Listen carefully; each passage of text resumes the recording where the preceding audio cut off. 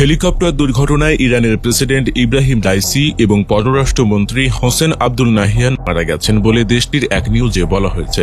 News agency জানিয়েছে, ইরানের রাষ্ট্রপতি অর্থাৎ প্রেসিডেন্ট, পররাষ্ট্রমন্ত্রী এবং পূর্ব আজারবাইজান প্রদেশের গভর্নর মালিক রহমতি সহ হেলিকপ্টারের অন্যান্য আহুরিরা শহীদ হয়েছেন।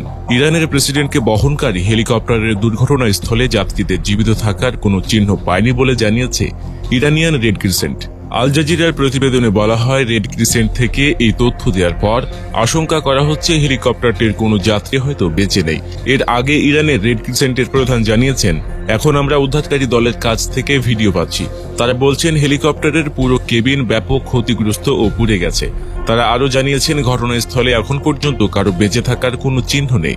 আল জাজিরা সহ বিভিন্ন সংবাদ মাধ্যম জানিয়েছে, হেলিকপ্টারটি দুর্ঘটনার কবলে পড়ার খবর পাওয়া যায় সেখান থেকে আসা একটি জরুরি ফোন কলে।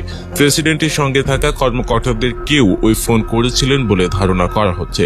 ওই হেলিকপ্টারের সঙ্গে যোগাযোগ স্থাপন করা হয়েছিল, তবে কথার মধ্যে সংযোগটা বিচ্ছিন্ন হয়ে যায়। এদিকে ভারী বৃষ্টি ও তীব্র বাতাস উপেক্ষা করেই তল্লাশির পর ইরানের প্রেসিডেন্ট ইব্রাহিম রাইসিকে বহনকারী বিধ্বস্ত হেলিকপ্টারের সন্ধান পাওয়ার দাবি করেছে রেড ক্রিসেন্ট।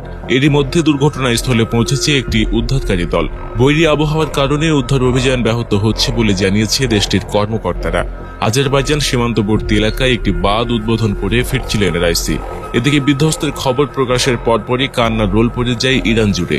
মসজিদ থেকে শুরু করে রাস্তা, সব জায়গায় বিশেষ দোয়া করা হয়। রাইসির জন্য প্রার্থনা করতে নাগরিকদের প্রতি আহ্বান জানিয়েছে দেশটির সর্বোচ্চ ধর্মীয় নেতা আয়াতুল্লাহ আল খামেনি।